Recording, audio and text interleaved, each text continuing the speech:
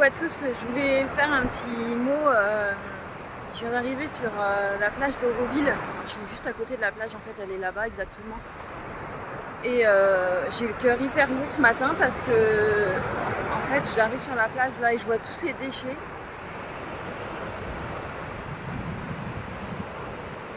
Vous imaginez même pas ce qu'il y a derrière là-bas, là. On dirait une vraie décharge.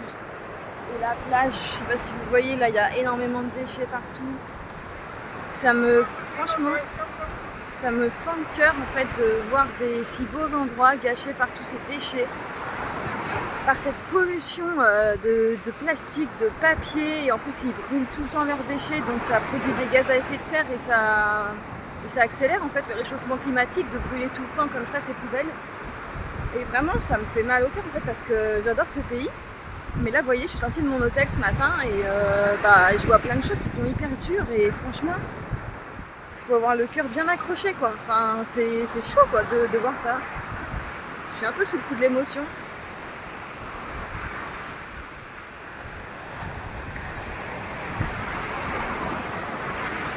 Je sais que dans mes souvenirs, l'Inde c'était un pays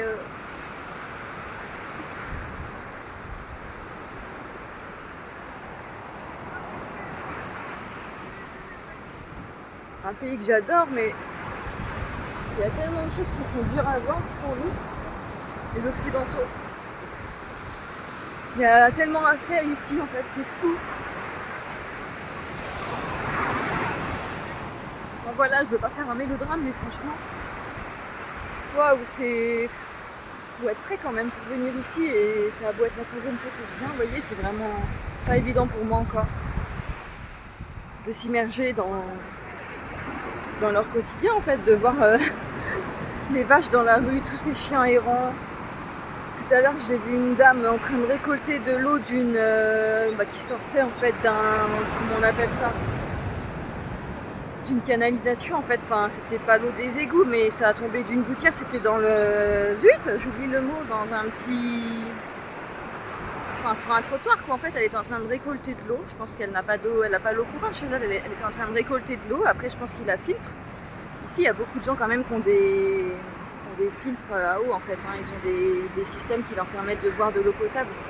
Mais c'est misérable en fait de voir ça, les vieilles dames, et puis il y a des femmes qui travaillent en sari, qui portent des briques sur leur tête. C'est un truc de fou, je vous ai fait des vidéos dans la rue pour que vous voyez un peu ce qui se passe. Voilà, après je pense que c'est un peu compliqué pour moi ce matin, puisqu'en plus j'avais trop mal dormi cette nuit, je sais pas, à 4h j'arrivais toujours pas à dormir, je pense que je suis en plein jet lag. Et je pensais avoir fait une grosse nuit, quand j'ai regardé mon réveil il était 7h30 quoi, donc j'ai pas beaucoup dormi. Et en plus, je vais vous raconter un truc qui va vous faire rire. Enfin, c'est pas très drôle du tout, hein. Je suis sortie de ma chambre d'hôtel et je sais pas pourquoi j'ouvre la porte et je me dis bon c'est bon, l'araignée elle est plus là, l'araignée de cocotier. Je sais pas pourquoi je regarde comme ça. Ok. Et après je baisse la tête et je la vois par terre sauter en fait d'en haut. Et 2 secondes avant j'ai senti un truc sur ma tête et sur mon épaule. Donc en fait je suis quasiment sûre, à 95% on va dire, qu'elle était sur moi, qu'elle est tombée de la porte, qu'elle a atterri sur ma tête et qu'elle est allée sur mon épaule et par terre. Mais au secours. Et quand j'ai réalisé ça, je suis restée con. Je me suis dit, ok Nathalie, tout va bien, t'es pas morte. L'araignée elle est venue sur toi, mon Dieu. Et le pire, c'est que quand je la vois dans le couloir, après je l'ai encore chassée. Enfin finalement, après elle est partie d'elle-même. J'ai plus du tout cette peur que j'avais avant. Donc franchement, je remercie mon hypnothérapeute.